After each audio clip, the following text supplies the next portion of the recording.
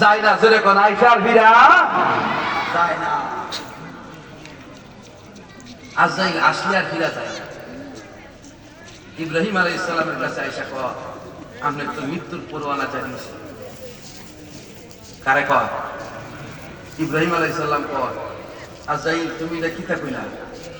আমি তো আল্লাহর বন্ধু। আল্লাহ বলছি, বন্ধু কি বন্ধুর মরণ চায়? বন্ধু কি বন্ধুর মরণ চায়? এখন তো আজরাইল উত্তর দিতে পারে না। আজরাইল বেড়ে গেছে আল্লাহর কাছে। আল্লাহকে বলে, আল্লাহ আপনার খলিল ইব্রাহিম আলাইহিস সালাম বলেছেন বন্ধু বন্ধুর মরণ চাই না মৃত্যুর কথা বলার পরে। আল্লাহ বলে, তুমি কি বলছো? যে আজরাইল বলে, আমি কিছু বলি নাই। আল্লাহ বলে, তুমি কি আমার বন্ধুকে জিজ্ঞাসা করো, বন্ধু বন্ধুর সাথে দেখা করতে দেরি করিনি। বন্ধু বন্ধুর সাথে দেখা করতে কি করে না? দেরি করে না। এই জন্য ভাই, আমাদের মরণ হবে এই কথাটা আমরা ধারণা করতে হবে। আর মরে গেলে সম্পদ আমার না। ইয়াহসাবু আন্না মালাহু আখলাদা, এই মাল চিরদিন থাকবে মনে করে মা বাপের যাকাতের টাকা দিতেছ, সদকার টাকা দিতেছ, বাংচি টাকা দিতেছ। আমার জিন্দেগিতে এক লোক ছেলে দেখেছে, কেউ আমার কিছু টাকা দেব, কত 500। আমার চোখ সামনে সে বলছে আমার কাছে বাংচি নেই। ছেলে কইতেছে, বড় ছেলে কইতেছে বাংচি নেই। খুব কষ্ট লাগছে কথাটা শুনলে। তারপরে 500 টাকা যে বাবু যেটা করার আমি করে দিচ্ছি। এরপরে বইলা দিচ্ছি ওনার কাছে আর বলবো 500 টাকা বাপে চাইছে। তো বাংলাদেশে সর্বোচ্চ লোক 1000 বলেন না, 1000। 1000 টাকা বাপের বাংতি নেই, 1000 টাকা দিলে কি তুই কমে যাবো, ক্ষতিগ্রস্ত হয়ে যাবো। এ বাপের 500 টাকা দিতে পারতো না, এর কাছে বাংতি নেই। এগুলো পুরান না, এগুলো জন্ম দেওয়ার চাইতে 8 পুরা টাকা ভালো করে কোন ঠিক কিনা? হুজুর এমন হইল কেন? এমন হইল কেন? এই কথা যদি বুঝতে চান তাইলে আসুন হযরত ওমর ইবনে খাত্তাব রাদিয়াল্লাহু তাআলা আনহুর জিন্দেগীর একটা ঘটনা বলেই আলোচনা শেষ করব। এগুলো হয় কেন? ঐশী বাপের জবাই করে কেন? আমার সন্তান আমার কথা শুনে না কেন? আমার সন্তান আমার ফ্ল্যাটের পাশের রুমে জিনা করে কেন? ব্যভিচার করে কেন? আমার কন্ট্রোল আউট হলো কেন? এর পিছনে দায়ী হলাম আমরা, জোরে কোন ঠিক কিনা? ওমর রাদিয়াল্লাহু তাআলা আনহু খলিফাতুল মুসলিমিন, ওনার কাছে এক বুড়া মানুষ আছে। আয়াত হুজুর ঠিক উদাম করে দেখাইতেছে, দেখেন না আমার কি মাইটা মারছে রে। ওমর ইবনে খাত্তাব তাকায় দেখে ঠিকই তার পিঠের মধ্যে বড় বড় বেতের দাগ। জিজ্ঞাসা করে, কি হলো তোমার, বলো। বলে, হুজুর আমার সন্তান আমার ছেলে আমার এইভাবে মারছে। নাউজুবিল্লাহ কইতেন না। খলিফাতুল মুসলিমিন ওমর রাদিয়াল্লাহু তাআলা আনহু পুলিশ পাঠায় দিলেন, যাও তার ছেলেকে গিয়া পাকড়াও করো, তার ছেলেকে গ্রেফতার করে নিয়ে আসো। ছেলেকে গ্রেফতার করে নিয়ে আসার জন্য গেল, নিয়ে আসলো। আসার পরে ছেলেকে বলে, রে ছেলে, ইসলামের নীতি হলো আগে তার অন্যায়টা বুঝাইতে হবে, আগে তাকে দ্বীনের কথাটা বুঝাইতে হবে, বিচার তো হবেই। ওমর বলে, রে ছেলে, তুমি তোমার বাবাকে লাঠি দিয়ে এইভাবে আঘাত করলাম, আঘাত করছনি? বলে, হ্যাঁ করছি। ওমর বিচলিত হয়ে গেলেন, কি ব্যাপার? আমি উমরের কাছেও সে স্বীকার করে আমি আমার বাবাকে লাঠি দিয়ে আঘাত করছি। এটা কেমনে হয়?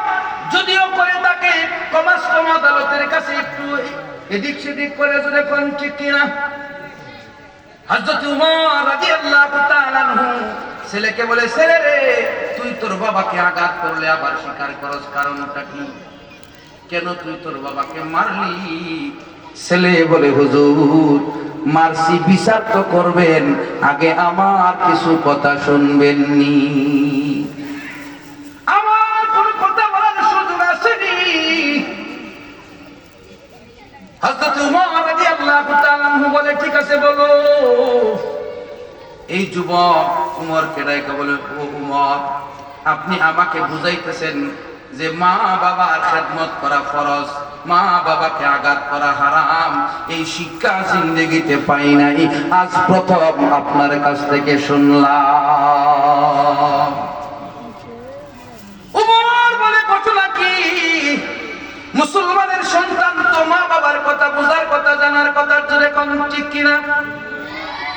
হযরত উমর রাদিয়াল্লাহু তাআলা নুকে লক্ষ্য করে ছেলে বলে, হুজুর আমার আব্বা বিয়ে করার সময় নিম্ন শ্রেণীর এক ফ্যামিলি থেকে বিয়ে করছে, উনার মতো ফ্যামিলি থেকে উনি আনতে পারতো, কিন্তু আল্লাহ তাআলার ফয়সালা আমার আব্বা দুনিয়ার লোভে পয়রা নিম্ন শ্রেণীতে চলে গেছে। আমার মা নির্বাচন করতে গিয়ে নিম্ন শ্রেণীর ফ্যামিলিকে নির্বাচন করছে।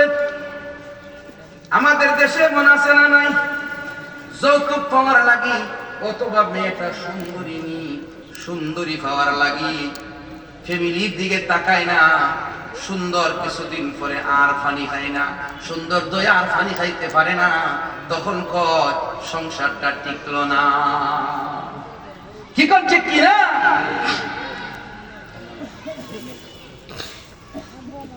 খলিফাতুল মুসলিমিন উমরের কাছে ছেলে বলে, উমর এটা ওই শুধু শেষ নয়, আরো কথা আছে। কি কথা? তো আমি যখন জন্ম হলাম আমার আব্বা আমাকে দ্বীনের কোনো শিক্ষা দেয় না, আমি আস্তে আস্তে বড় হলাম, আমার হাতে লাঠি উঠে দিছে, আমি বকরিরা খালি করি, ধর্মীয় কোনো শিক্ষা আমার কাছে নাই। আমার নাম রাখবেন, উনি নাম রাখতে গিয়া এমন নাম রাখছে যেই নামের মধ্যে শুধু হিংসা আর বিদ্বেষ। আমি মায়ের দিক থেকে উন্নত নয়, আমি বাবার দিক থেকে উন্নত নয়, নামের দিক থেকে উন্নত নয়, শিক্ষা তো আমার উন্নতির শিক্ষা নাই, উন্নতির কোন শিক্ষা আমার কাছে নাই, ধর্মীয় কোন শিক্ষা আমার কাছে নাই। যেই কারণে আজকে আমি আমার বাবার অধিকার সম্পর্কে কিছুই জানি না। আমি আমার বাবার পৃষ্ঠে আঘাত করেছি, অন্যায় হয়ে গেছে। আজকে আপনার কাছে শুনতে পারলাম, বুঝতে পারলাম। খলিফাতুল মুসলিমিন উমর ডাইকা বলে, ও বৃদ্ধ, তুমি তোমার ক্ষতি করেছো, তুমি তোমার কপালে আঘাত করেছো, তোমার পৃষ্ঠে বেতের আঘাত আর লাঠির আঘাত আসার কারণ হলো তোমার কর্ম।